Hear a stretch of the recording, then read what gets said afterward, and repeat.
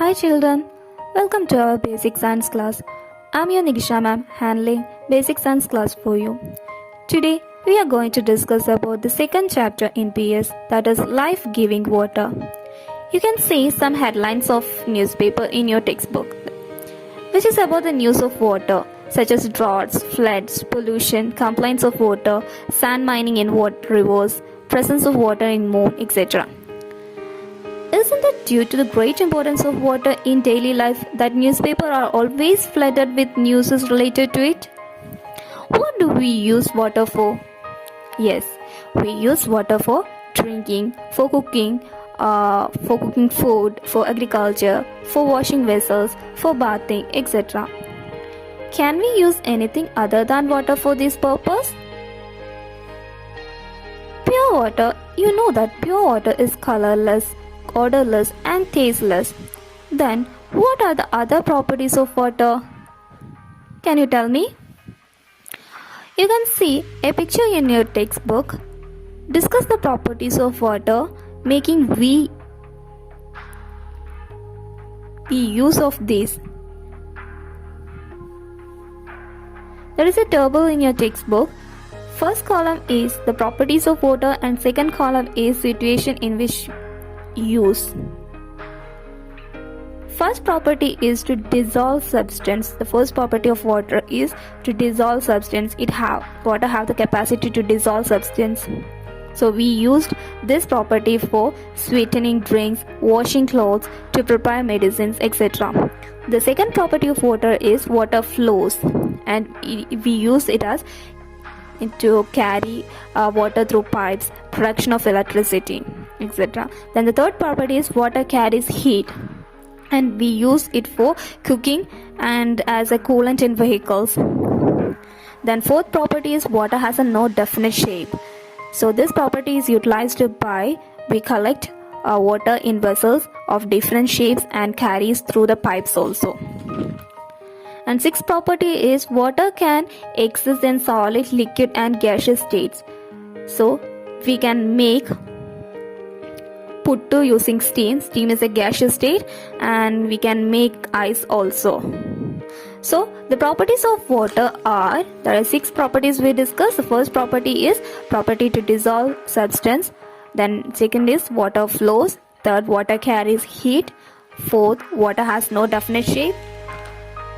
And 6, water can exist in solid, liquid, gaseous states. So water has the capacity to dissolve substance. Then do all substance dissolve in water? No. So we are going to discuss about the next topic, that is soluble and insoluble substance. There is a conversation in your textbook between Hasib and Anand. Hasib said that sugar that I put into the tumbler has disappeared. But Anand said that sand I put in the tumbler remains as such. From this, we can understand sugar is soluble in water and sand is insoluble in water. Let us try the experiment done by Hasib and Anand. You can see the list of substances there, and you have to tabulate them in water soluble and water insoluble through your observation. The substance, that is water soluble substance, are salt, sugar, potassium permanganate, blue vitriol, glycerin, coriander powder, etc. And the water insoluble are sand, kerosene, coconut oil, stone, chili powder, etc. So we understand that there is 2 types of substance, that is soluble substance and insoluble substance. Then do you know what is a solute, solvent, solution? So we are going to discuss about what is solute, what is solvent, what is solution. A substance which dissolves is called solute, that in which the solute dissolves is called solvent. That is, a substance which dissolves in a solution is called solute, and the solute which dissolves is called the solvent. For example, if we take the sugar solution, sugar is the solute and water is the solvent. Then what is a solution? Solution is that which is formed when solute dissolves in a solvent. That is, a solute and solvent makes a solution. Example is a sugar solution, and sugar is a solute and water is a solvent here.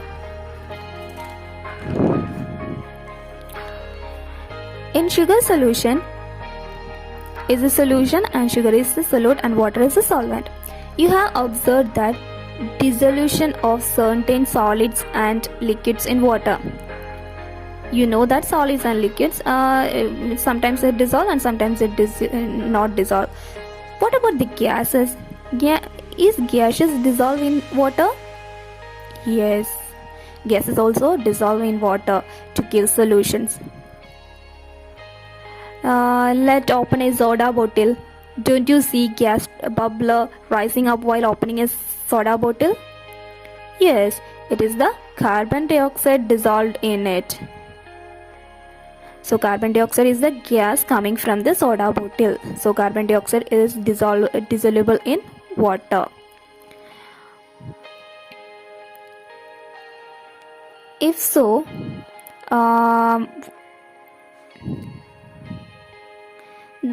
we already seen that the oxygen dissolved in water is what fish and various other creatures living in water breathe. So you have to complete the table writing separately solute and solvent in each solution. You can see the table. The first one is in sugar solution. What will be the solute? Yeah, it is sugar and solvent is water. Then what about salt solution? The solute is salt and solvent is water. In soda water, the solute is carbon dioxide and solvent is water. In potassium permanganate solution, the solute is potassium permanganate and the solvent is water. In copper sulfate solution, the solute is copper sulfate and solvent is water. So children, is it in water that more substance dissolves? Yes, most of them dissolves in water. We can call it as water as a universal solvent. For this, we have to do an experiment. So after that, you complete this table. You have to complete this table. From this, we can understand that water is a solvent which dissolves a large number of substance, hence water is called a universal solvent. What are the benefits of water being a universal solvent? Identify it, student. So I hope you understand the topic. So we will see you on the next class with next topic. Thank you, children.